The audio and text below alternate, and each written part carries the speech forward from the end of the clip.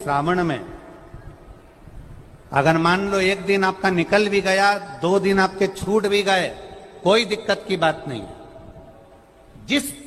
जो पेड़ तुम्हारे यहां लगा हो, जो पौधा तुम्हारे यहां लगा हो, जो वृक्ष तुम्हारे यहां लगा हो, जो क्यारा तुम्हारे यहां, कुंडी तुम्हारे यहां, उसी की मिट्टी को, उसी के पेड़ के नीचे, उसी पौधे के नीचे, उस मिट्टी को थोड़ा सा हाथ से उसको उठाकर एक लिंग की आकृति बना ले। उसमें जलाधारी बनाने की जरूरत नहीं, केवल लिंग की आकृति बनाकर उसी की पूजन वहीं कर पानी चढ़ाकर 15 से 20 मिनट बाद अपना काम करने के बाद उसी को उसी मिट्टी में विसर्जन कर दें। अपनी कामना कर देव अधिदेव महादेव 2 महीने के बाद क्या देगा ये वही जान सकता है।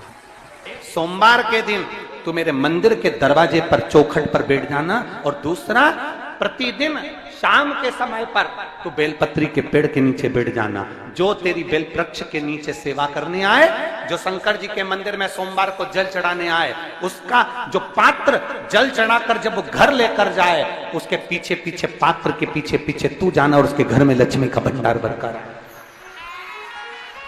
लक्ष्मी बेलपत्र के वृक्ष के नीचे तू विराजमान हो जा। उस बेलपत्र के वृक्ष के नीचे जो बुआरी लगाए, सेवा करे, चाकरी करे, एक बेटी को जैसे बड़ा करते हैं वैसे बेलपत्री के वृक्ष को जो बड़ा करे, बेलपत्री के वृक्ष का जो पालन करे, पोषण करे, उसकी संभाल करे, उस बेलपत्री के वृक्ष को जैसे जैसे वो उन्नति करे वैसे वैसे उसके घर में समृद्धि बढ़ते जाए। जिसका खुद का मकान नहीं हो, खुद का मकान नहीं हो, किराए के मकान में रहते रहते जिंदगी बीत रही हो, खुद का नहीं, और बहुत दुख का जीवन चल रहा हो, बहुत कष्ट का जीवन, बहुत अपना खुद का कोई मकान नहीं, मान लो प्लाट है पर मकान बन नहीं रहा, या कोई प्रॉपर्टी अपनी नहीं बन रही, तो हम इस व्यासपीठ से कहना चाहेंगे कि एक प्रयोग अवश्य करिएगा, एक प्रयोग अवश्य।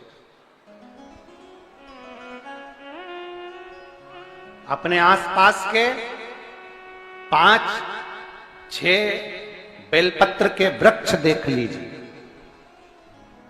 अपने आसपास के नजदीक के 5-6 बेलपत्र के बड़े बड़े वृक्ष देख लो या छोटे वृक्ष देख लो।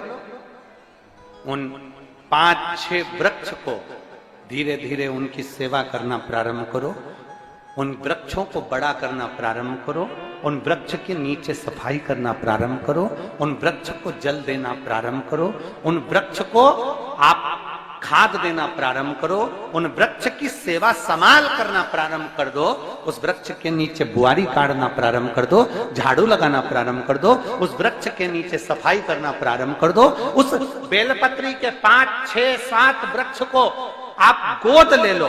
गोद लेना मतलब मैं इसकी सेवा करूंगा, मैं इसमें जल दूंगा, मैं इसके खाद दूंगा, मैं इसकी सेवा करूंगा, कुछ मत करो, बस केवल इस शरीर से उस बेलपत्र के वृक्ष की सेवा करना रोज प्रारंभ कर दो। 6 महीना इंतजार करना और 6 महीना लगातार सेवा करना, 7वां महीना आपका और हमारा, और बताना कि भोलेनाथ ने प्रॉपर्टी दिलाई कि नहीं दिलाई और आगे बढ़ाया।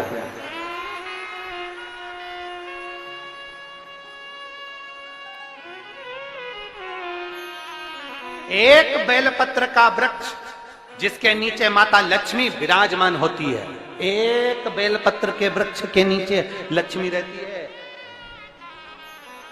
दुनिया के लोग कहते हैं लक्ष्मी जी का दिन कौन सा है, बोलो जम के जल्दी से। शुक्रवार। दुनिया के लोग कहते हैं लक्ष्मी जी का दिन शुक्रवार है, पर माता लक्ष्मी से पूछा जाए कि तुम्हारी माता ख्याति देवी नारायण भगवान के साथ तुम्हारी शादी नहीं कर रही थी, शंकर को लक्ष्मी दे रही थी, तब तुमने भगवान शंकर से विनती करी, भोले बाबा मैं नारायण से प्रेम करती हूं, भगवान नारायण से मेरा विवाह हो। तो माता ख्याति देवी से शंकर भगवान ने विनय कर कहा कि लक्ष्मी जी का विवाह नारायण के साथ कर दिया जाए।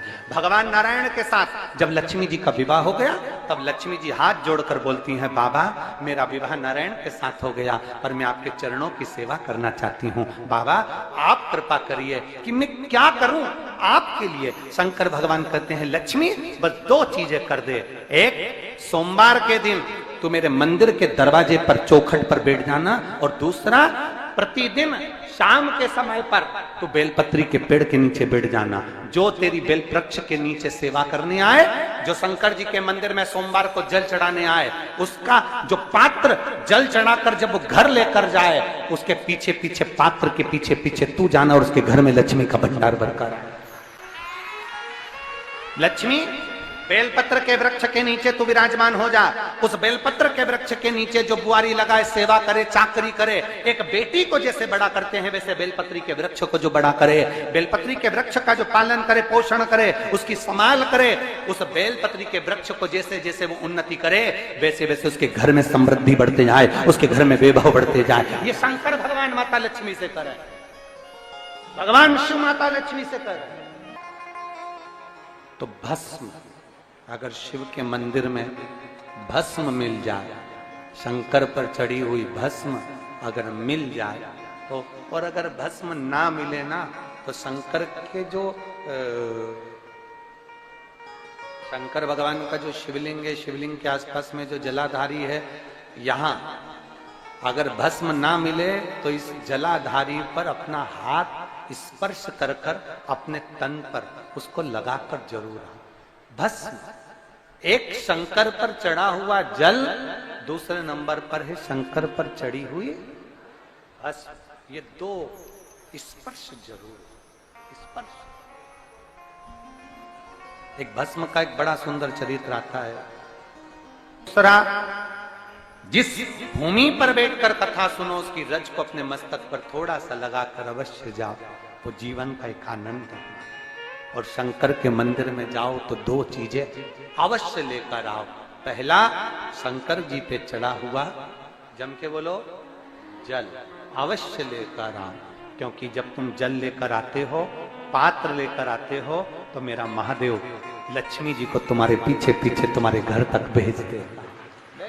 चढ़ी हुई बेलपत्र मत खाओ, लोग कहेंगे शंकर पर चढ़ा हुआ ये मत खाओ।